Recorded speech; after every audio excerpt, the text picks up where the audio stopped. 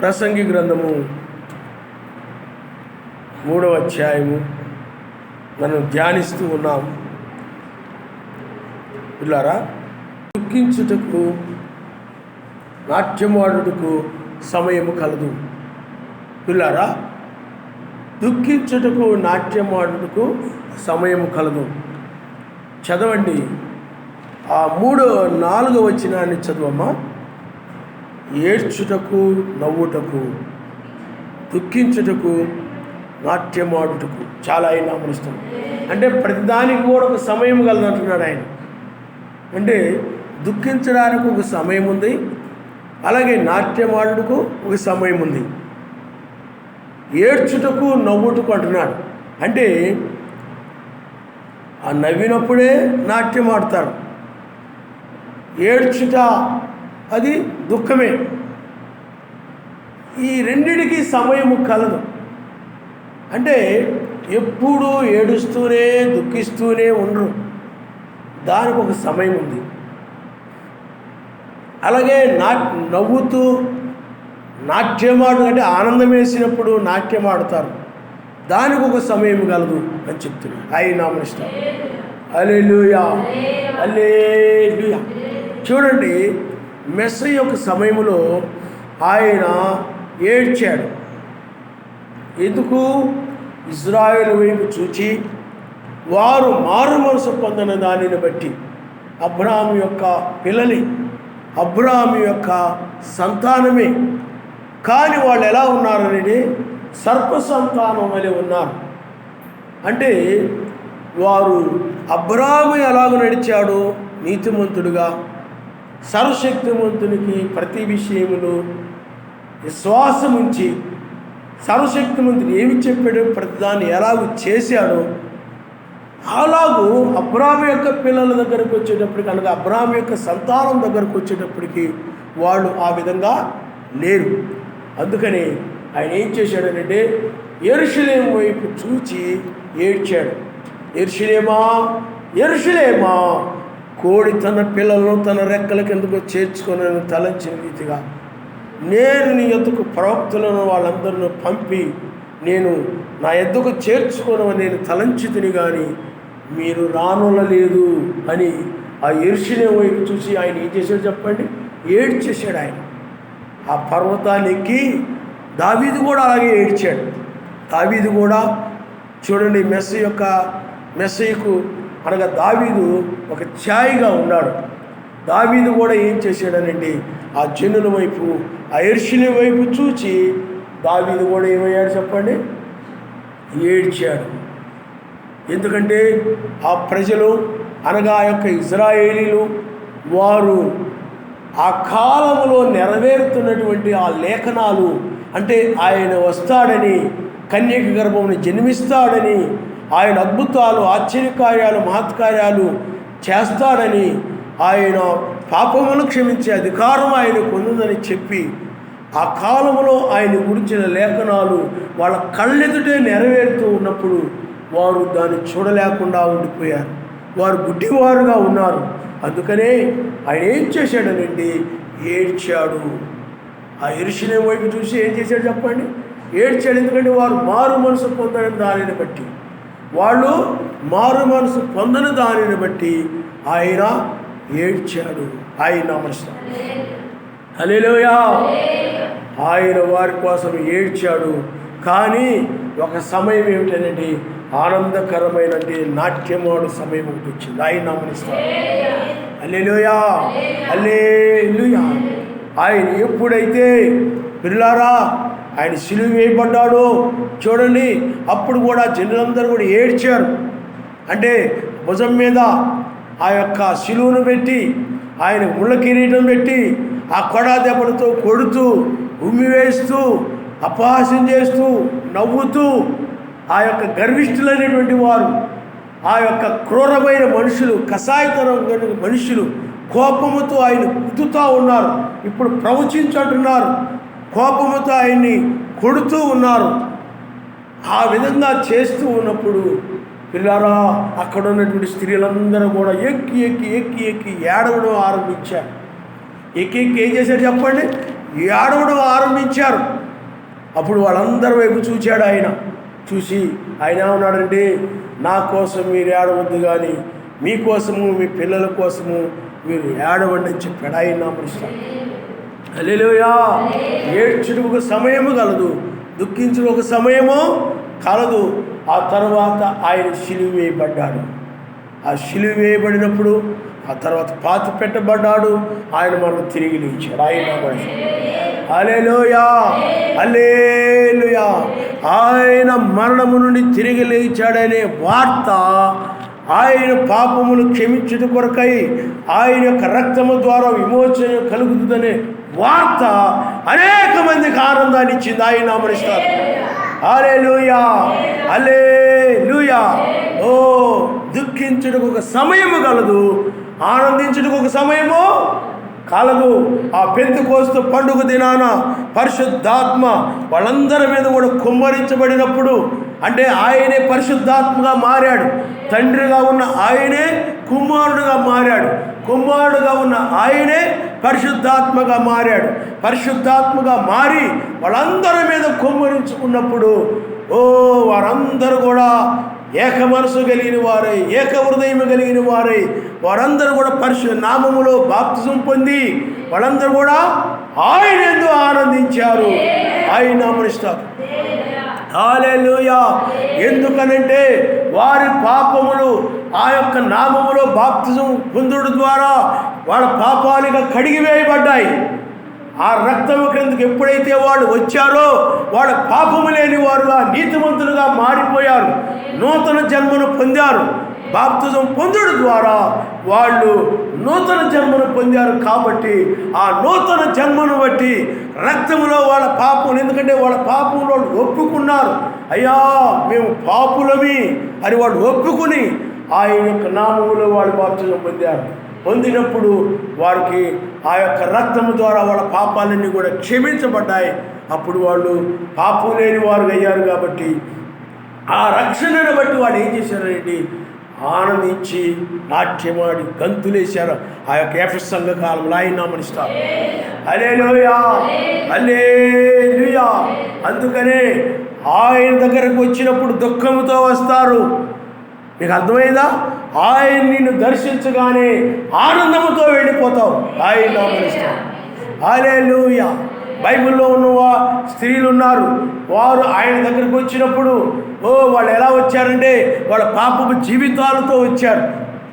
వచ్చి ఒక స్త్రీ అయినట్లయితే ఆయన పాదం మీద పడి ఏడ్చింది. అలాగే ఆ జక్కయ్య కూడా ఆ మెస్స యొక్క వాక్యమును బట్టి ఏడ్చాడు అతడు. ఎందుకంటే అది మారు మనసు అనేది పశ్చాత్తాపమును, ఏడుపుని తెలియజేస్తారన్నమాట. ఆ విధంగా అందుకనే దుఃఖము ద్వారానే, ఏడుపు ద్వారానే, ఏడ్చుడు ద్వారానే, పశ్చాత్తాపడు ద్వారానే నీతిమంతులు అవుతారు. వాక్యం విని ఏమి పశ్చాత్తాపడకపోతే వాళ్ళు నీతిమంతులు అవ్వరు. అందుకని మనము ఆ సుంకరిని మనం చూసినట్లయితే, ఆ పరిశీలన అయితే తన దృష్టికి తాను నీతిమంతుడిని, పరిశుద్ధుడిని అనుకున్నాడు. కానీ ఆ సుంకరి అయినట్లయితే ఆయన సన్నిధికి వచ్చి, అయ్యా నేను పాపిని, నేను అనేక వాక్యాలు మీరిపోయాను, నీ మాటలకు నేను లోబడకుండా నేను జీవించాను, నేను అపరాధిని, నేను దోషిని, నేను పాపిని. ఎందుకంటే అజ్ఞాతక్రమే పాపం నుంచి జీతము మరణము. ఇప్పుడు నేను మరణమనే జీతాన్ని పొందుకుంటాను తప్ప నాకు మరొక మార్గము లేదు. కాబట్టి ఆ జీతమును పొందుకోకుండా నన్ను తప్పించు, నన్ను కనికరించు, నా పాపాలు క్షమించు, నా ఆలోచనలో పాపాలు క్షమించు, నా మాటల్లో ఉన్న పాపాలు క్షమించు, నా క్రియల్లో ఉన్న పాపాలు క్షమించు, నా జీవితంలో ఉన్న ప్రతి పాపాన్ని క్షమించమని అతడు ఎప్పుడైతే ఏడ్చేశాడో క్షమించమని ఆయన క్షమించాడు. కాబట్టి అతడు నీతిమంతుడైపోయాడు. ఆయన నామములో హల్లెలూయా. ఎప్పుడైతే అతడు నీతిమంతుడయ్యాడో ఆ పాప భారమంతా హృదయంలో తొలగిపోయింది. ఎప్పుడైతే నీ జీవితంలో ఒడిదొడుకులు, పాపాలు, ఆశలు ఏమైనా ఉన్నట్లయితే వాటన్ని కూడా నన్ను క్షమించిన ఆయన, నేను లోక సంబంధం ఆశలు కలిగి ఉన్నాను, నన్ను క్షమించిన ఆయన అని ఎప్పుడైతే నీ పాపాలను క్షమించమని అడుగుతావో అప్పుడు అడుగుడు ద్వారా నీ హృదయానికి ఏమొస్తుందంటే నెమ్మది వచ్చేస్తుంది. తేలికైపోద్ది, ఆ భారం అంతా పోద్ది, ఆ బాధ అంతా పోయి హృదయం అంతా తేలికైపోయి ఆనందం వచ్చేస్తాయి నామనిస్తాం. అది మన జీవితాల్లో జరుగుతుంటుంది కాబట్టి దానిని బట్టి ఆ సుంకర జీవితంలో కూడా జరిగిందని మనం గ్రహించగలుగుతున్నాం. ఆయన నామనిస్తాం. హల్లెలూయా, హల్లెలూయా. అందుకనే ఒక బైబిల్లో మనము ఆదామును కనుక మనం చూసినట్లయితే ఆదాముకుని సుంకరికి తేడా ఉంది. ఆదాముకి సుంకరికి తేడా ఏమిటనంటే, ఆదాము ఏం చేశాడనంటే అతడు ఆ యొక్క దిగంబరులుగా ఉన్నాడు కాబట్టి ఆయన దగ్గరికి రావడానికి భయపడ్డాడు. అదే ఈ యొక్క సుంకరైనట్లయితే ఆయన దగ్గరికి వచ్చి పాపములు కనుక నేను ఒప్పుకోకపోయినట్లయితే నేను పాపిగానే జీవిస్తాను, పాపిగానే మరణిస్తాను, నరకానికి వెళ్ళిపోతానని భయపడిన వాడే ఆయన దగ్గర అంటే ఆ పాపము జీవితానికి భయపడిపోయి ఆయన దగ్గరకు వచ్చి ఏం చేశాడు చెప్పండి? ఒప్పుకున్నాడు. ఆయన ఒప్పుకొని నీతిమంతుడైపోయాడు. కానీ ఆ యొక్క ఆదాము మాత్రము సర్వశక్తిమంతుడి దగ్గరికి రాలేదు. ఆదాము నువ్వు ఎక్కడున్నావు ఏమిటంటే రావడము లేదు. ఈనాడు కూడా చాలామంది మనం చూసినట్లయితే ఆయన దగ్గరికి ఆదాము వలె రాలేకపోతుంటారు. ఆదాము ఎలాగైతే భయపడి దాక్కున్నాడో అలాగే ఆయన దగ్గరికి రాకుండా దాక్కుంటూ ఉంటారు. పిల్లారా, మనం ఎప్పుడు కూడా వాక్యానికి భయపడినట్లయితే ఆయన దగ్గర రావాలి. వచ్చి ఏం చేయాలి చెప్పండి? ఒప్పుకోవాలి. నువ్వు ఒప్పుకున్నప్పుడు ఆ పాపాలను ఏమైపోతాయి చెప్పండి? ఏమండి? తుడిచివేయబడతాయి, కడిగి వేయబడతాయి. అప్పుడు ఆ దుఃఖించు సమయం పోయి, ఆ బాధ సమయం పోయి నువ్వు ఆనందము, సంతోషము, నాట్యం అనే దాన్ని పొందుకుంటావు. ఆయన ప్రస్తుతం హల్లెలూయా. ఆనందం అనే దాన్ని పొందుకుంటారు. కాబట్టి ఆనందం అనే దాన్ని పొందుకోవాలంటే చూడండి, ఆ యొక్క సుంకరి ఆయన దగ్గరికి పాపము జీవితంతో, పాపము భారముతో వచ్చాడు. ఎవరిని ఏడ్చాడు, కానీ వెళ్ళేటప్పుడు ఎలా వెళ్ళాడు చెప్పండి? ఆనందంతో వెళ్ళిపోయాడు. ఆయన తేలికతో వెళ్ళిపోయాడు. అలాగే ఆ పాపాత్ములైన స్త్రీ కూడా ఆయన దగ్గరికి దుఃఖముతో వచ్చింది. అది ఆ సమయం అలాంటిది, దుఃఖించుకోవడం సమయం గలదు. ఆమె ఆ సమయంలో ఆయన సన్నిధికి వచ్చి ఆయన పాదముల మీద పడి ఎంతగానో తన పాపాలు క్షమించమని ఏడ్చింది. అయ్యా, నా పాపాలు క్షమించు, నేను పాపాత్మురాలని, నేను నా జీవితంలో అనేక తప్పులు చేశాను, అనేక పొరపాట్లు చేశాను, నా జీవితం అంతా కూడా చాలా అపవిత్రమైంది, అందుకని నా జీవితం అంతా కూడా చెడుతో కూడి ఉంది, నేను చెడుగా జీవించాను అని తన పాపాలన్నిటిని కూడా నన్ను క్షమించిన ఆయన అని తన పాపాలన్నీ కూడా ఆయనకు చెప్పుకుంది. తన పాపాలన్నీ కూడా చెప్పుకుందాము. తన జీవితం అంతా, తన ప్రవర్తన అంతా, తన నడవడి అంతా కూడా ఎలా ప్రవర్తించిందో అవన్నీ కూడా ఆయన సన్నిధిలో చెప్పుకొని, అయ్యా నేను పాపాత్మురాలని, నన్ను క్షమించమని ఏడ్చింది. ఆయన అన్నాడు, అమ్మా నీవు అలా ఏడ్చావనంటే నువ్వు పరిశుద్ధతను ఎంతో ప్రేమించావు, అలాగే నువ్వు ఆ పాపాన్ని ఎంతో ద్వేషిస్తున్నావు కాబట్టి నువ్వు ఏడ్చావు, కాబట్టి నీవు విస్తారముగా ప్రేమించావు కాబట్టి విస్తారంగా ఏడ్చావు, నీ విస్తారమైన పాపం క్షమించబడ్డాయని చెప్పాడు. ఆయన ఆ మాట ఆమెకి ఎంత ఆనందాన్ని ఇస్తుంది చూడండి. ఆయన నామనిస్తారు. హల్లెలూయా. అందుకనే పాపమును క్షమించే అధికారం ఎవరికి చెప్పండి? ఆయనకే. అందుకనే ఆ పక్షవాయువు కలిగిన వ్యక్తిని వాళ్ళు ఏడుపుతో తీసుకొచ్చేశాడు. ఆయన ఆ పక్షవాతము కలిగిన వ్యక్తి ఏడుస్తూ ఉన్నాడు. అతడు ఆ మంచంలో తీసుకుని వచ్చాడు, కదలడానికి లేదు, ఏమండి, లేకపోతే అతడు నిలబడడానికి లేదు, మాట సరిగా రాదు, ఏ కాలో చెయ్యో ఏదో పడిపోయి ఇంకా అతడు మంచం మీదే ఉండి ఎన్నో బాధలు పడుతూ ఉండేవాడు. ఆ ఇంట్లో వాళ్ళు కూడా చేయలేక ఏదో ఒకటి అంటూ ఉంటుండొచ్చు, ఏమండి, ఎందుకనంటే అతడు ఆ మంచంలోనే అదే విధంగా ఆ పక్షవాతం వల్ల ఆ విధంగా ఉండిపోయాడు. చూడండి, దుఃఖిస్తూ ఉండేవాడు, ఏడుస్తూ ఉండేవాడు. అదొక సమయం, అది ఒక సమయము. కానీ ఒక సమయం వచ్చింది, మెస్సీయుని గురించి వాళ్ళు ఒక వార్త విన్నారు. ఆ వార్త విన్నప్పుడు ఓ ఆయన స్వస్థపరిచేవాడు. పాపము క్షమించే వారి దగ్గరకు వస్తే మన పాపాలు క్షమించబడతాయి. మీకు అర్థమవుతుందండి? ఇప్పుడు పిల్లారా, మనకు ఏదైనా ఒక వస్తువు పాడైపోయినప్పుడు దాన్ని బాగు చేయాలనంటే మనలో కాదని బాగు చేసే ఆయన ఉంటాడు. అక్కడికి వెళితేనే ఆ వ్యక్తికి మాత్రమే ఎక్కడ ఏ సమస్య ఉందో, ఎక్కడ ఏ వైర్ తెగిపోయిందో ఏమిటో ఆ మెకానిక్కు తెలుసు. అతడు మాత్రమే దాన్ని సరిచేయగలిగిన వాడు కనుక నీ జీవితంలో కూడా నీవు ఆయనే నీ యొక్క జీవితాన్ని, వంగిపోయిన జీవితాన్ని, మెలకలు తిరిగిన జీవితాన్ని, తెగిపోయిన జీవితాన్ని ఆయన మరలా చక్కబరిచి చక్కగా మరలా పనిచేసేలాగున బాగు చేయగలిగిన సమర్థుడు ఆయనే. అవయవాలు సరిచేయగలిగిన వాడు ఆయనే. ఆ నాలుకను, ఆ నోరును సరిచేయగలిగిన వాడు ఆయనే. నీ మాటను మార్చగలిగిన వాడు ఆయనే. ఆయన నమస్కారం. హల్లెలూయా. అక్కడికి తీసుకుని వచ్చినప్పుడు ఆయన అన్నాడు, చూడండి, వాళ్ళు ఆ పైన ఉన్నటువంటి ఆ యొక్క కప్పును తీసి ఆ మంచమును కిందకి దించారు. అప్పుడు వాళ్ళ విశ్వాసాన్ని చూశాడు ఆయన. ఎంత నమ్మకమో, నేను స్వస్థపరిచేవాడిని, వీళ్ళకి ఎంత నమ్మకమో, ఎంత విశ్వాసమో. వాళ్ళ ఆ కార్యం చేయడం ద్వారా వారిలో ఆ యొక్క విశ్వాసాన్ని చూశాడు ఆయన. చూసి ఆయన ఏమన్నాడంటే, నీ పాపములు క్షమించబడ్డాయి, నువ్వు పరుపెత్తుకుని వెళ్ళమన్నాడు. ఆయన నమస్కారం. అతను ఎప్పుడైతే ఆయన మాట అన్నాడో ఆ మాటలో ఏమన్నా చెప్పండి, శక్తి ఉంది. ఆయన మాట ఏం చేసిందనంటే బాధని, దుఃఖాన్ని, కన్నీటిని అన్నిటి కూడా తొలగించేసింది. అందువల్ల నేను ఆయన సన్నిధిలో నువ్వు మోకరిల్లి దేని గురించి నువ్వు ప్రార్థిస్తే, అడిగితే నీ పాపములు ఎలాంటివి అయినప్పటికీ కూడా ఆయన కడిగివేసి అవి ఎర్రనివైనను కూడా అవి తెల్లనివిగా హిమం వలె ఆయన మార్చగలిగిన వాడు. ఆయన గమనిస్తాడు. హల్లెలూయా. ఈ పాపాలని కూడా ఆ యొక్క మరుపనే సముద్రంలో పడేస్తాడు ఆయన. సముద్రంలో ఏదైనా పడేస్తే అది కనపడదు. అలాగే నీ పాపాలు కూడా కనపడకుండా నువ్వు ఎప్పుడు ఏ పాపము చేయలేని వ్యక్తిగా అయిపోతావు ఆయన దగ్గరికి వస్తే.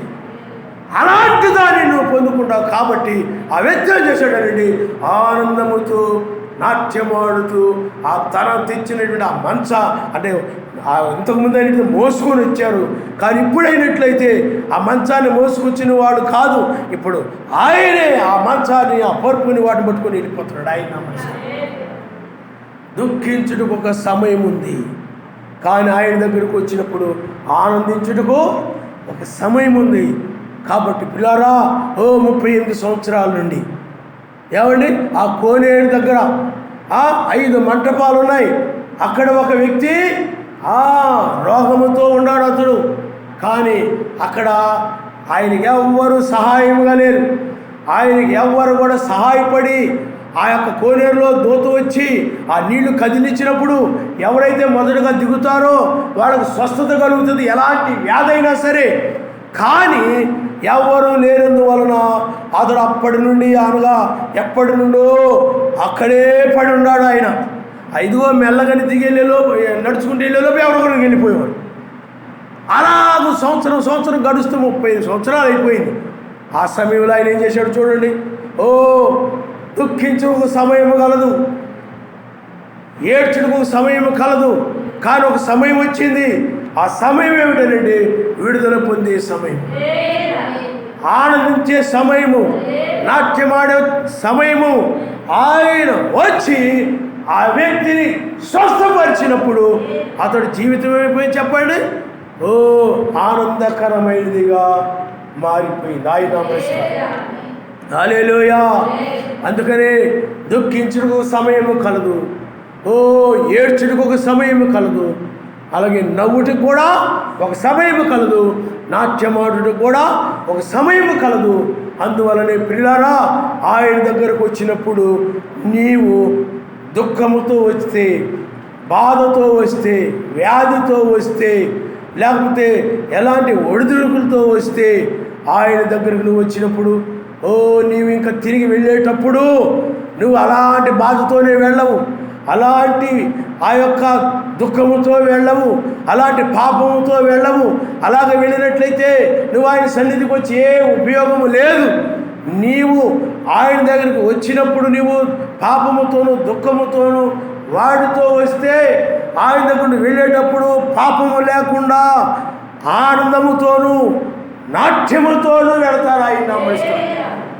హల్లెలూయా. ఎందుకనంటే క్షమించే అధికారం ఆయనకి ఉన్నది. అందుకనే వారు ఆ రోజుల్లో నామములో బాప్తిజం పొందినప్పుడు ఏమి జరిగిందనంటే పాప క్షమాపణ వచ్చింది. అందువల్ల వాళ్ళ పాపాలు క్షమించబడ్డాయి.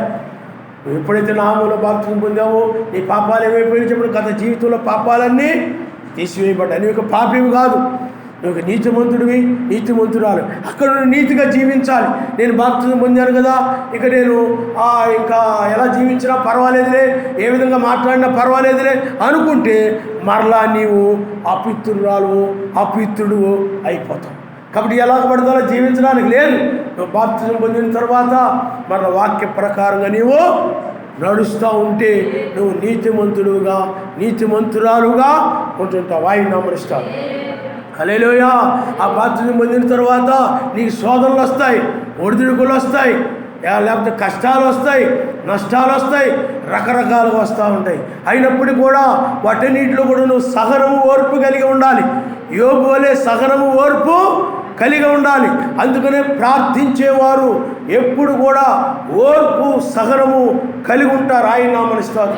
ఆ ఓర్పు సహనం అనేది లేదనుకోండి, నువ్వు మరలా ఏమైపోతావంటే నీవు ఆ సహనము కోల్పోయి ఓర్పు లేక నువ్వు బూతులు తిట్టడమో లేకపోతే అంటే పాపము చేయడమో అంటే వాక్యాన్ని మీరిపోవడమో జరుగుతూ ఉంటుంది. కాబట్టి ఆ విధంగా వాక్యం మీరిపోకుండా ఉండాలి అని అంటే ఆ మార్గము నీతి మార్గములో నీకు అనేకమైనటువంటి, ఎందుకంటే ఇరుకు మార్గము కాబట్టి కష్టాలు శోధనలు ఆ యొక్క రకరకాలు వచ్చేస్తూ ఉంటాయి. వాటన్నిటిని కూడా తట్టుకొని, అందుకని ఆయన అంటాడు మీ సహనమును సకల జనులకు తెలియబడనీయుడి అన్నాడు. ఆయన నమ్మనిస్తాడు. హల్లెలూయా. అందుకని యోబు ఎంత సహనము కలిగి ఉన్నాడో నీవు కూడా నమ్మి బాప్తిజం పొందిన తరువాత అదే విధంగా సహనం అంటే నీ శరీరం మార్పు పొందే వరకు కూడా నువ్వు సహనంతో ఉండాలి. ఆయన నమ్మనిస్తాడు. హల్లెలూయా, హల్లెలూయా. కాబట్టి పిల్లారా, దుఃఖించుటకు ఒక సమయం కలదు, ఆనందించుటకు ఒక సమయం కలదు. ఆ రోజుల్లో అపోస్తులు అదేవిధంగా వాళ్ళు నామంలో బాప్తిజం పొంది సువార్త ప్రకటిస్తూ ఉన్నప్పుడు ఆ బైబిల్లో రాయబడినటువంటి ఎఫెసు, గలతీ, కొలసి, ఫిలిప్పి, కొరింథీ, రోమా ఈ సంఘాలన్నీ ఉన్నాయి. ఆ సంఘాల్లో కూడా చాలా శ్రమలు వచ్చాయి, చాలా ఒడిదుడుకులు వచ్చాయి. అయినప్పటికీ కూడా వాళ్ళు ఆ సహనము ఓర్పు కలిగి ఆ శ్రమల్లో వాళ్ళు నిలబడ్డారు. అలాగే అపోస్తులు కూడా వాళ్ళు ఆ విధంగా నిలబడ్డారు. అవసరమైతే ఆయన కోసము, ఆయన నామము కోసము ప్రాణాలైనా పెట్టారు తప్ప ఎవరు కూడా వెనకడుగు వేయలేదు. అందరూ నిలవబడ్డారు. ఆ విధంగా జీవించారు. ఆయన కోసం సువార్త ప్రకటించారు. వాడు ఆయన నామములో. హల్లెలూయా, హల్లెలూయా. అందుకనే పిల్లరా, అపోస్తుల కాలము దగ్గర నుండి వేకువ నక్షత్ర కాలం వరకు కూడా ఏంటంటే అది ఒక ఏడుపు, అంటే ఏడ్చుట దుఃఖించుట కాలమైనది. ఆయన నామములో. హల్లెలూయా. ఎందుకు ఏడుస్తున్నారు చెప్పండి? మొదటేమో ఆ సువార్త ప్రకటిస్తూ ఉన్నప్పుడు, అంటే 7 సంఘాలు 7 దూతలు ఉన్నారు. ఆ సువార్త ప్రకటిస్తూ ఉన్నప్పుడు ఆ వర్తమానాన్ని బట్టి ఆ యొక్క పాపులు అని వాళ్ళు ఒప్పుకొని ఏడ్చారు. పాపులను ఒప్పుకొని ఏడ్చి వాళ్ళు నీతిమంతులయ్యారు. నీతిమంతులైన తర్వాత కూడా వాళ్ళు నాయనా మేము పాపంలో పడకుండా, లోకంలో జారిపోకుండా మమ్మల్ని కనికరించిన ఆయన, సహాయం చేయని ఆయన అని చెప్పి వాళ్ళు ఆ యొక్క మూలుగుతూ ఉన్నారని వాక్యం చెప్తుంది. ఆయన నమ్మనిస్తారు. మా దేహాలను విమోచించిన ఆయన, లోకం నుండి మమ్మల్ని విమోచించిన ఆయన, నువ్వు మరలా నీవు వచ్చి మమ్మల్ని తీసుకొని పొమ్మని ఈ లోకములో శ్రమల్లోనూ, నిందల్లోనూ, అవమానాల్లోనూ అన్నిటిలోనూ కూడా ఆయనకు మొరపెడుతూ ప్రార్థించారు. ఆయన నమ్మనిస్తారు. హల్లెలూయా. వాళ్ళు నాయనా వాళ్ళకి లోకంలో ఆ యొక్క శ్రమలు హింసలు పెట్టే వాళ్ళని క్షమించిన ఆయన అని చెప్పి ప్రార్థించారు. మెస్సయ్య కూడా చూడండి, వాళ్ళని క్షమించిన ఆయన అని ప్రార్థించాడు. ఆయన వాళ్ళ పాపములను ఆయన ఏం చేశాడు చెప్పండి? క్షమించమని ప్రార్థించాడు ఆయన. కాబట్టి పిల్లారా, ఆ విధంగా ఈ యొక్క శ్రమలు, కష్టాలు, ఇరుకు మార్గములు కూడా దుఃఖిస్తూ ఏమండి ఏడుస్తూ ఆ విధంగా వధువు ఆయన రాకడ కొరకై కనిపెట్టుకొని ఉన్నది. ఆయన నామ స్తోత్రం. హల్లెలూయా, హల్లెలూయా. అందుకని ఆ యొక్క 7 సంఘకాలాల్లో కూడా అపోస్తలులు కానీ 7 సంఘకాలంలో 7 దూతలు కానీ ఆ సువార్త ప్రకటించినప్పుడు ఆ పట్టణాల్లో మనుషుల్లో నుండి ఆ పాపములను బట్టి ఆ మనుషులు ఆ సువార్త ప్రకటిస్తూ ఉన్నప్పుడు మారు మనసు పొంది ఆయన నామములో బాప్తిజం పొందకుండా ఆ పాపములు కడిగేసుకోనకుండా ఆ మనుషులు ఆ పాపంలో జీవిస్తూ ఉన్న దానిని బట్టి ఆ రోజుల్లో బ్రహ్నాం గారు కావచ్చు, జాన్సన్ గారు కావచ్చు, అపోస్తులు కావచ్చు, వీళ్ళందరూ కూడా ఏడుస్తూ సువార్త ప్రకటించారు. ఆయన హల్లెలూయా, హల్లెలూయా. వాళ్ళు అలాగ ప్రకటిస్తూ ఉంటే జనులు మాత్రము అలాగే విని వెళ్ళిపోయేవాళ్ళు అంతే, ఆలకించి వెళ్ళిపోయేవాళ్ళు అంతే. విని ఆ మీటింగ్స్లో కూర్చొని చక్కగా మనకేం సంబంధం లేనట్టుగా వెళ్ళిపోయేవారు. అందుకని వాక్యం ఏం చెప్తుందంటే ఆనాడు ఇజ్రాయిల్ కూడా, యూదులు కూడా అలాగే వెళ్ళిపోయేవారు. చూడండి, మత్తయి సువార్త 11వ అధ్యాయము 16, 17 ఒకసారి మీరు చదవండి అమ్మా. మత్తయి సువార్త 16వ అధ్యాయము, క్షమించండి 11వ అధ్యాయము 16, 17 వచ్చిన. ఈ తరము వారికి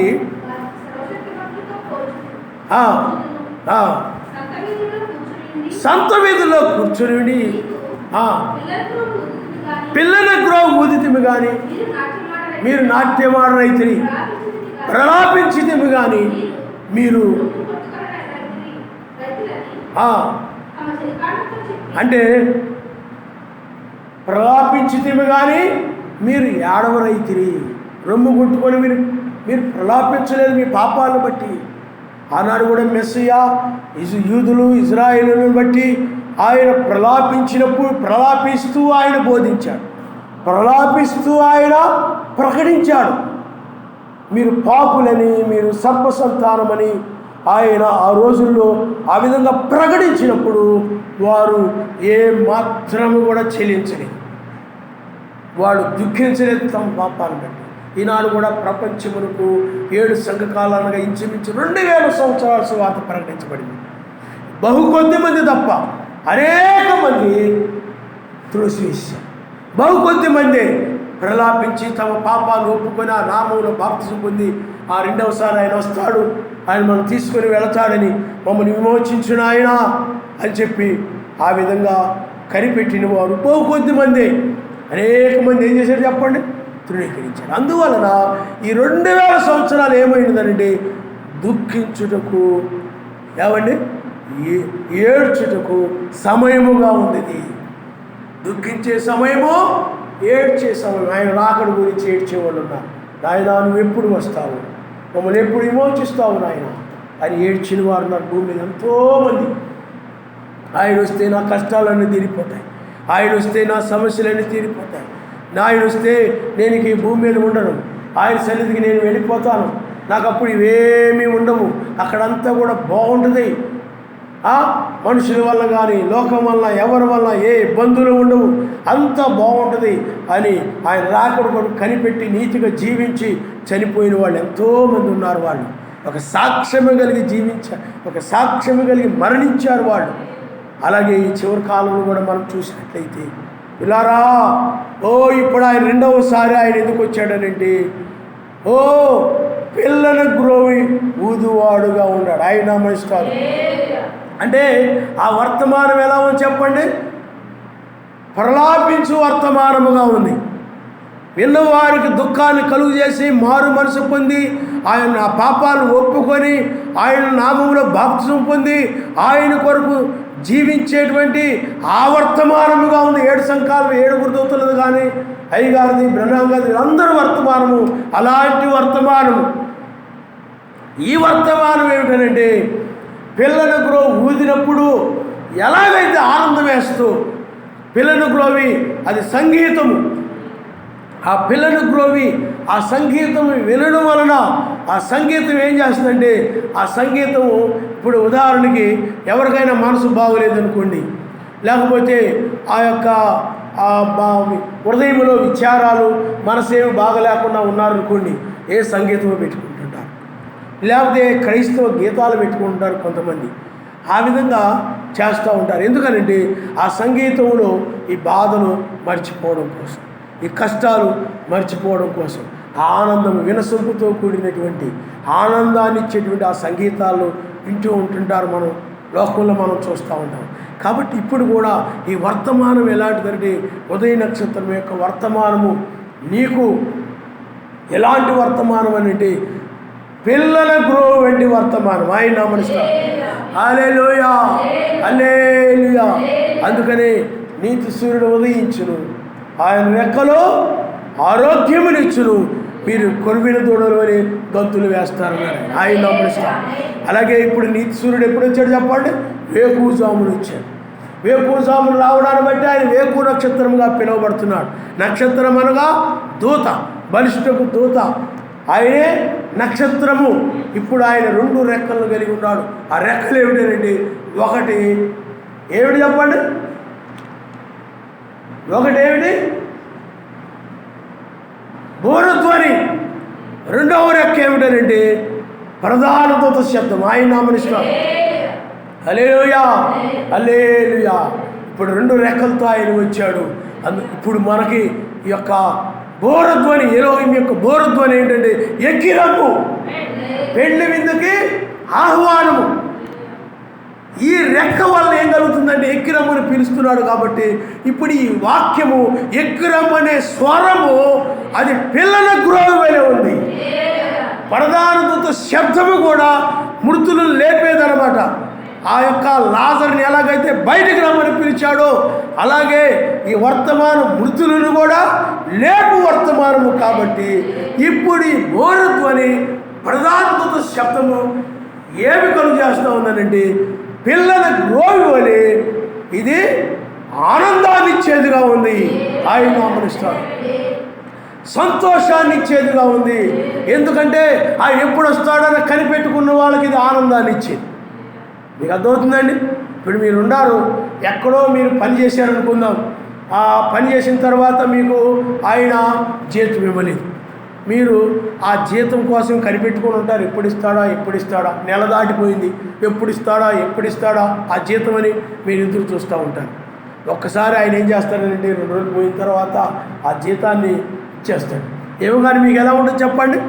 మీరు దేనికోసమైతే ఎదురు చూశారో దాన్ని పొందుకున్నప్పుడు ఆనందం వేస్తుంది. ఎదురు చూసిన వాళ్ళకి అవి పుచ్చుకున్నప్పుడు ఏం కలుగుతుంది?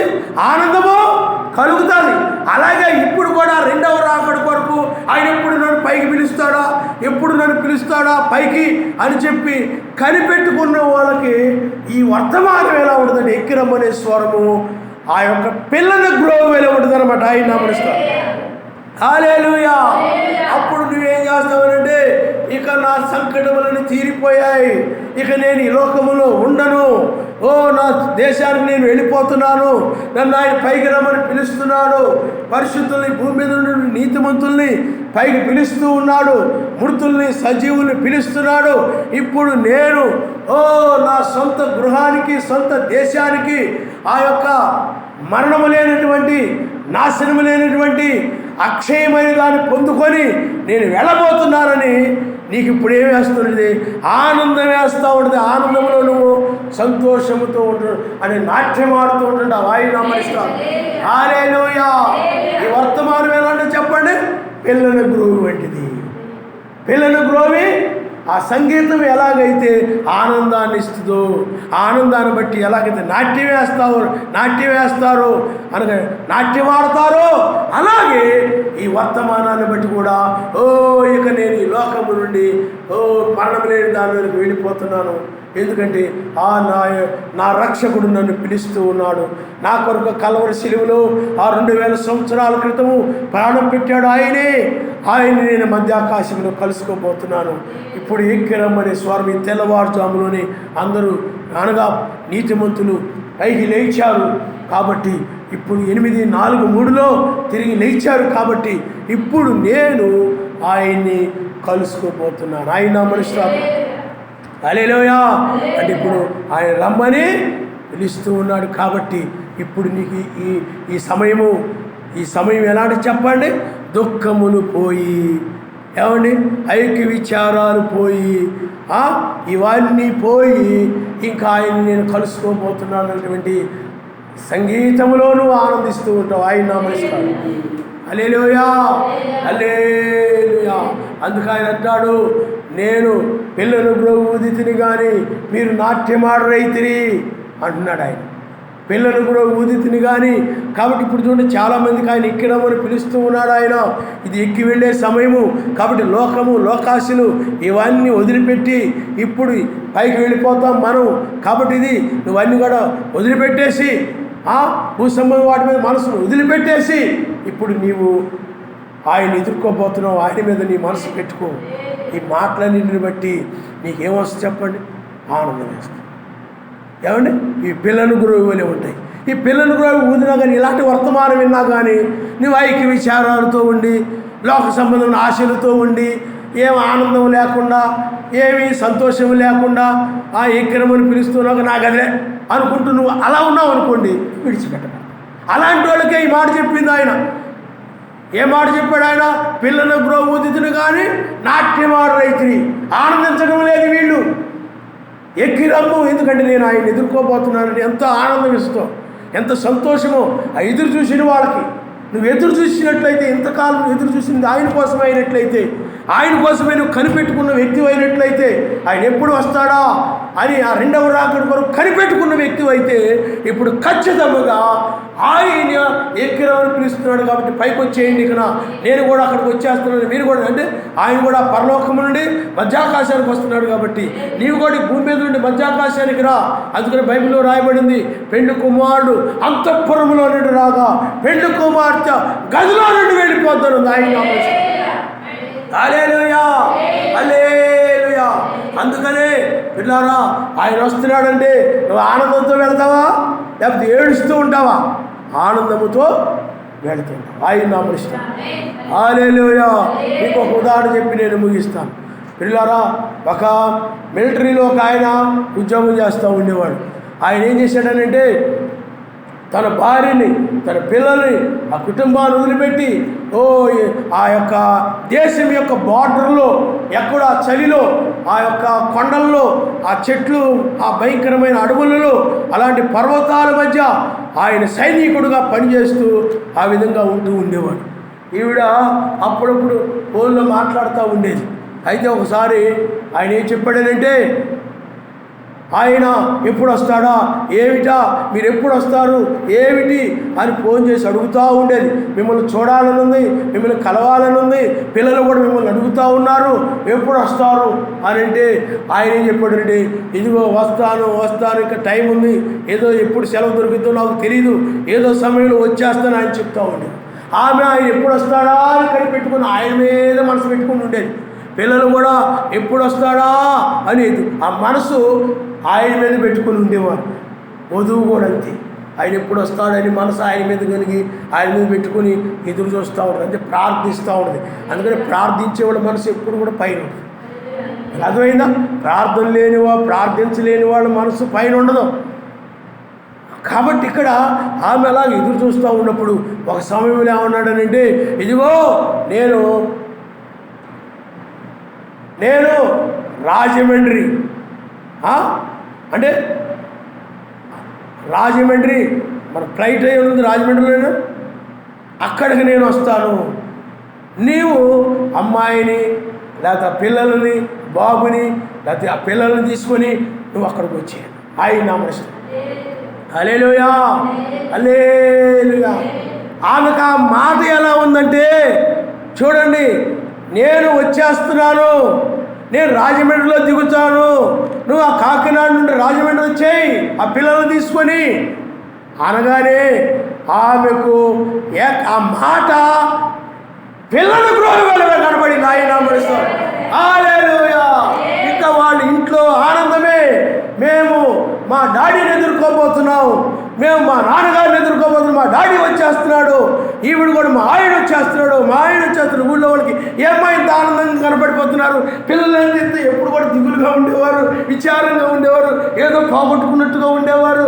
మీరు కూడా ఏదో అలా ఉండేవారు. ఇప్పుడు ఏందమ్మా మీ ఇంట్లో అంతా కూడా కళకళలాడిపోతున్నారు. మీ ఆయన ఏమైనా పంపించాడా, వస్తువులు ఏమైనా పంపించాడా, లేకపోతే డబ్బు ఏమైనా వచ్చిందా? అవి అంటే అవి కాదండి. పిల్లలు అంటున్నారు మాకు ఆ బహుమానాలు అవి కాదు, మా డాడీ ఇక్కడ వస్తున్నాడు, అక్కడికి మేము ఆయన కలుసుకోబోతున్నాం, మేము వెళుతున్నాం అక్కడికి. ఆవిడ కూడా ఉంటుంది మా భర్త వస్తున్నాడు రాజమండ్రి, అక్కడికి వెళుతున్నాం. వాళ్ళ ఆనందం అంతా కూడా ఎలా ఉంది చెప్పండి. ఆయన వస్తున్నాడని తెలియగానే వీళ్ళు రమ్మనగానే ఆ ఇల్లంతా కూడా ఆనందంతో నిండిపోయింది. ఆయన నామనిస్తాడు. హల్లెలూయా.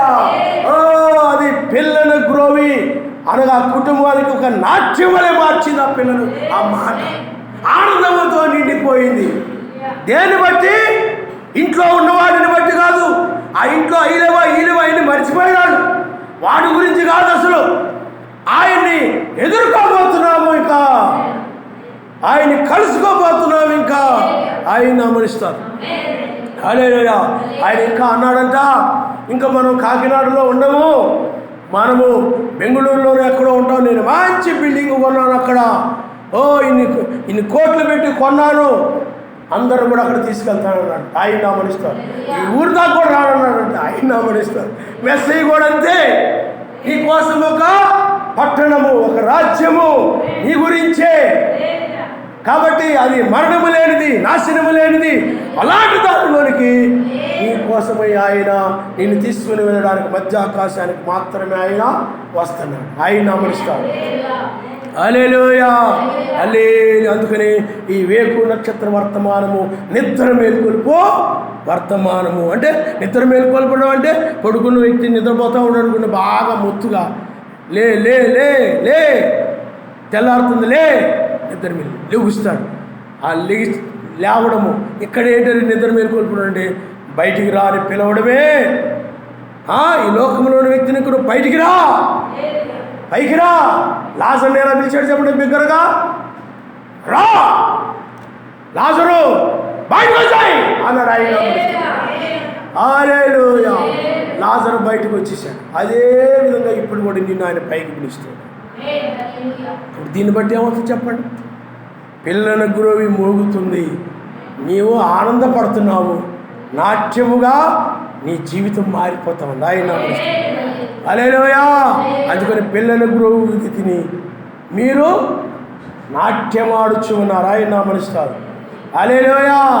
మరి పిల్లల గురువు తిని కానీ నాట్యమాడరైతిని అని ఎవరి గురించి? ఆయన వస్తున్నాడని చెప్పినా కానీ, అమ్మా నీ భర్త వచ్చేస్తున్నాడు మధ్యాకాశానికి, వచ్చిందండి అని నీవు ఈ లోక సంబంధం వాటి గురించి విచారిస్తూ బాధపడుతూ ఆలోచిస్తూ, ఏమండి ఆ పిల్లలు కూడా మీ డాడీ వచ్చేస్తున్నాడు మధ్యాకాశానికి అనగా వచ్చేలే అలా ఉన్నారు అనుకోండి. నేను పిల్లల బ్రోగుదిని కానీ వీళ్ళు ఆనందంతో లేరు. అలాంటి వాళ్ళకి పిల్లల బ్రోగుదిని కానీ మీరు నాట్యవాడైతే వాళ్ళకి ఆనందం కలగట్లేదు.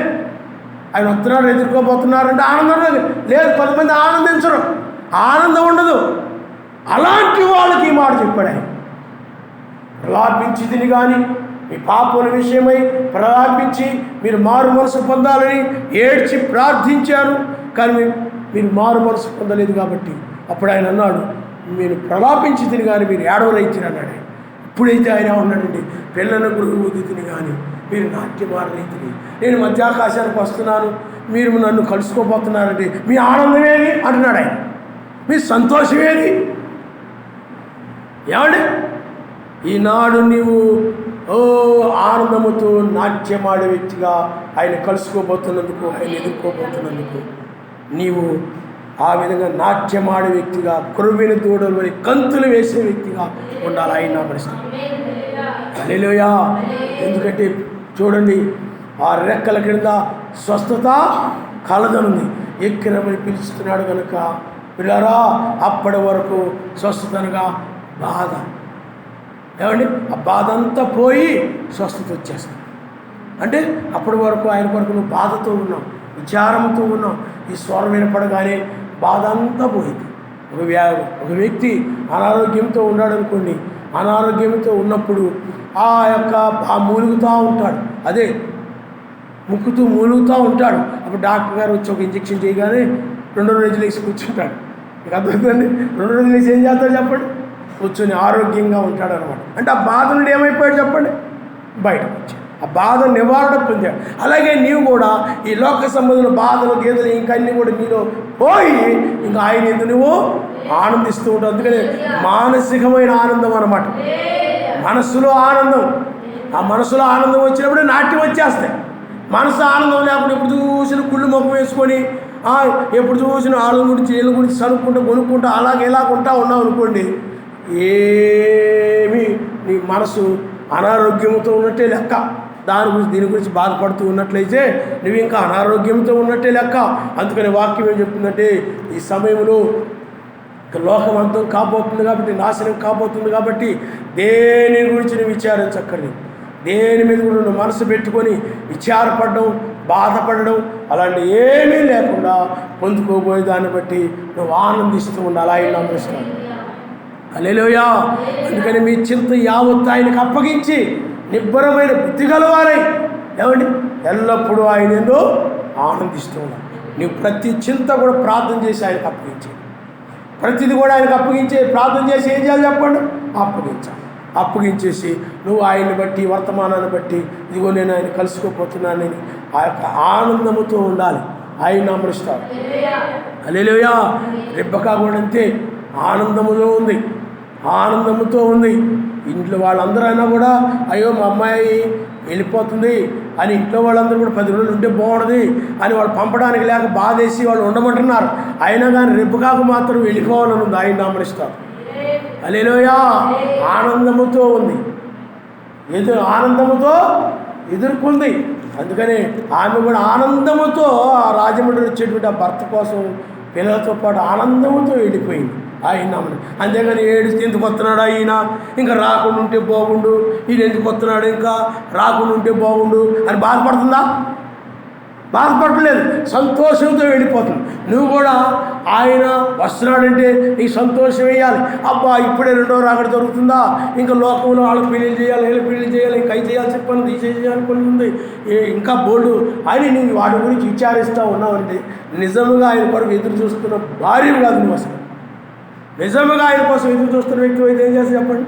ఆయన వస్తున్నాడని వార్త వినబడగానే ఎప్పుడో 2000 సంవత్సరాల క్రితం వెళ్ళిపోయాడు. ఆయన దేశాంతరం పోయాడు ఉంది బైబిల్లో. మరలా ఈ 2000 సంవత్సరాల ముగింపులో వస్తున్నాడు ఆయన. ప్రతి 2000 ముగింపులో వచ్చాడు ఆయన. 1000 ఏళ్ళ పాలన తర్వాత రాబోతూ ఉంది. ఇప్పుడు దీనిని బట్టి నువ్వేం చేయాలంటే, ఆనాడు ఆ నక్షత్రమును చూసి అత్యానంద భర్తులయ్యారంట ఆ జ్ఞానులు. అర్థమైందా? ఆ నక్షత్రం వాళ్ళకి ఏం చేసింది చెప్పండి? మెస్సేజ్ దగ్గరికి తీసుకుని నడిపించింది ఆ నక్షత్రం. చూడండి వాళ్ళు ఆ సమయాన్ని ఎంతగా ఇచ్చారు. వాళ్ళు ఆ సమయము వాళ్ళ ఇంటి కోసమో దానికోసమో ఆ యొక్క లోకంలో ఏదో కాదు, కానీ వాళ్ళు ఆ సమయాన్నంతా కూడా ప్రయాణం కోసము ఆ నక్షత్రం వెంబడిస్తూ వెళ్ళిపోతూ ఉన్నారు. ఆయన నమస్తే. నీవు కూడా ఈ వర్తమానము కోసం సమయాన్ని ఇస్తూ ఉండాలి. వర్తమానమే ఆ నక్షత్రం, వాక్యమే ఆ నక్షత్రం. ఆ సమయాన్ని ఇస్తూ ఉండాలి. చూడండి వాళ్ళు అలాగే ఆ 2 సంవత్సరాలు పట్టింది అలా నడుచుకుంటూ వెళ్ళిపోయారు. అలాగే కొండలు, లోయలు అవి దాటుకుంటూ ఇవి దాటుకుంటూ అది వాళ్ళు మన ఇండియా వాళ్ళే, కానీ యూదులు వాళ్ళు, ఇండియాలో ఉన్నటువంటి యూదులు ఆ జ్ఞానులు. వాళ్ళకు మాత్రం ఆ నక్షత్రం కనబడినప్పుడు ఎవరో గొప్ప వ్యక్తి జన్మించాడు ఆ వార్త ఆ నక్షత్రాన్ని బట్టి వాళ్ళకి తెలిసింది, పుట్టాడు. కాబట్టి 2వసారి ఆయన భూమి మీద పుడతాడని చెప్పలేదు. ఆయన మధ్యాకాశానికి మాత్రమే వస్తాడు. కాబట్టి ఇప్పుడు ఆయన రాబోతున్నాడని వార్తని ముందుగా మనకు నక్షత్రం ద్వారా తెలియచేయబడుతుంది.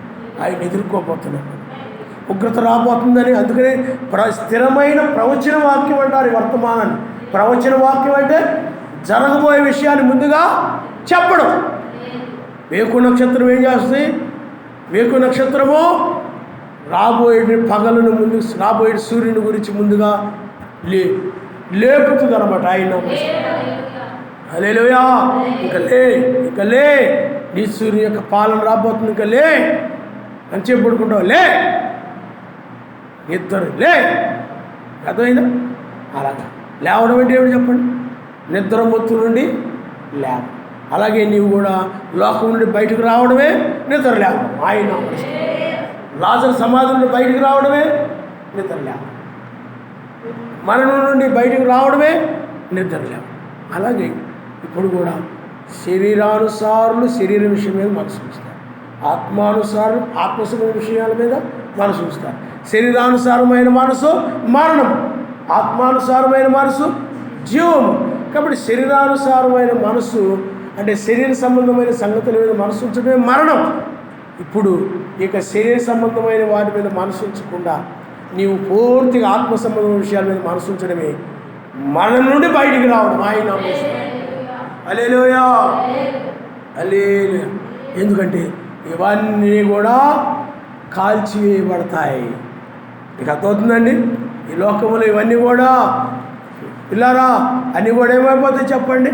ఈ డబ్బు, ఈ యొక్క పెద్ద పెద్ద ఉద్యోగాలు, లేకపోతే పెద్ద పెద్ద రాజకీయాలు, అధికారాలు, గొప్ప గొప్ప ఉన్నత స్థానాలు, ఈ చదువులు మొత్తం కూడా కాల్చివేయబడతాయి. ఇంకా అక్కడ ఇలాంటిది ఏమీ లేదు, అవసరమే లేదు. అక్కడ ఆయన సన్నిధిలో నీవు ఆయన స్తుతిస్తూ, ఆయన కీర్తిస్తూ, ఆయన ఆనందిస్తూ, నాట్యమాడుతూ, ఎల్లప్పుడూ కూడా ఆనందంతో ఆ రాజ్యంలో జీవించబోతున్నాం. ఆయన నామస్తాం. హల్లెలూయా, హల్లెలూయా. కాబట్టి వర్తమానం ఎలా ఉంది చెప్పండి? మనకి పిల్లల గురువులే ఉంది. ఆయన నామస్తాం. అలాగే మొదటి రాకడలో మెస్సీ యొక్క వర్తమానము, 7 సంఘాలు 7 దూతల వర్తమానము, అపోస్తుల వర్తమానము, ప్రలాపించి వర్తమానమైనది. ప్రలాపంతో వాళ్ళు బోధించారు. వాళ్ళు అది ప్రలాపించుటకు ఆ వర్తమానము సాదృశ్యంగా ఉంది. ఆయన నామస్తారు. హల్లెలూయా, హల్లెలూయా. ఈ వర్తమానం ఏం చేస్తే చెప్పండి? నీకు ఏడుపు పోయి, దుఃఖము పోయి, ఆనందమును నాట్యమును తీసుకుని వచ్చు వర్తమానం. ఆయన నామస్తారు. ఆ ఏదోనులో కూడా మొట్టమొదట ఏ విధంగా ఉండేవారంటే ఆనందముతో, నాట్యమాడుతూ, సంతోషంగా ఉండేవారు ఏదేనులో. కానీ వాళ్ళు ఎప్పుడైతే ఆ వాక్యాన్ని మీరిపోయారో, ఆయన మాట మీరిపోయారో, వినకుండా సర్వశక్తిమంతుడు ఏం చెప్పాడు దాన్ని మాట వినకపోవడం వలన, ఆ చెడ్డ ఫలమును భుజించడం వలన భూమి మీదకి ఏమొచ్చిందంటే దుఃఖము, ఏడుపు వచ్చేసాయి. దుఃఖము, ఏడుపు వచ్చేసాయి. లోకానందం వచ్చేసింది, తాత్కాలికమైన ఆనందం అది. అలాంటివి వచ్చేసాయి భూమి మీదకి. కానీ ఇప్పుడైనట్లయితే పిల్లరా, తాత్కాలికమైనది కాదు, ఎల్లప్పుడూ నువ్వు ఆయన సన్నిధిలో ఆనందిస్తూ ఆయన నామనిస్తావు. హల్లెలూయా. కాబట్టి ఇప్పుడు మనము పిల్లల గురువుని వింటూ ఉన్నాం. ఆయన నామనిస్తాం. హల్లెలూయా. తల్ల వంచుకోండి, మనం ప్రార్థన చేసుకున్నాం. స్తోత్రములు నాయన, స్తోత్రములు నాయన, స్తోత్రములు నాయన. ముగింపులో ఉన్నాం మా తండ్రి. స్తుతులు మా తండ్రి, స్తుతులు మా తండ్రి, స్తుతులు మా తండ్రి. స్తోత్రములు రాజా, స్తోత్రములు రాజా, స్తోత్రములు రాజా. హల్లెలూయా, హల్లెలూయా, హల్లెలూయా, హల్లెలూయా. ఘనుడైన మా రాజా, నీ యొక్క వర్తమానము, నీ స్వరము నాయనా, ఆ సైనికుడు రండి, ఎక్కిరండి అని పిలిచినప్పుడు నాయన కుటుంబం ఎంతో ఆనందపడింది ఆ మాటను బట్టి. ఎందుకంటే ఎప్పుడు నుండో ఆయన కోసం ఎదురు చూస్తూ ఉన్నారు. మేము కూడా నీకోసం ఎదురు చూస్తున్నాము నాయన. నీవే మా తండ్రివి, మేము నీ పిల్లలవి, నీవే మా భర్తవి, మేము నీ భార్య ఉన్నాము నాయన. హల్లెలూయా, హల్లెలూయా, హల్లెలూయా, హల్లెలూయా. ఓ స్తోత్రము, స్తోత్రము, స్తోత్రము నాయనా. మా ప్రలాపమును, మా దుఃఖములను నాయనా, ఓ వీటన్నిటిని కూడా మా ఆనందంగా మార్చండి, నాట్యంగా మార్చండి నాయన. ఓ స్తుతులు, స్తుతులు, స్తుతులు, స్తుతులు, స్తుతులు, స్తుతులు, స్తుతులు. హల్లెలూయా. నీ యందులో ఆనందంగా మార్చండి నాయన, నీ యందు సంతోషంగా మార్చండి నాయన. ఇంక వీటి గురించి దుఃఖపడకుండా, ఈ లోక సంబంధం వాటి గురించి విచారపడకుండా, ఈ శరీరం గురించి నాయన విచారపడకుండా, అయ్యా నిన్ను బట్టి ఆనందించి నువ్వు సహాయం చేయండి. ఓ ఈ గొప్ప సమయంలో మేమున్నాము నాయన. ఇంకా పిల్లలు వింటూ ఆనందించలేకుండా ఉన్నారేమో, విచారాలతో ఉంటున్నారేమో, ఇంకా నాయనా ఐక్య విచారాలతో ఉంటున్నారేమో నాయనా. ఓ ఆ విచారాలు, ఆ దుఃఖములు నాయనా, ఆ యొక్క ఏడుపులు తీసివేసి నాయనా ఇక పాపాన్ని గురించి ఏడవకుండా, దాని గురించి దీని గురించి ఏడవకుండా నాయనా ప్రతి ఒక్కరిని కూడా మీరు క్షమించి ఆనందముగా మార్చండి నాయన.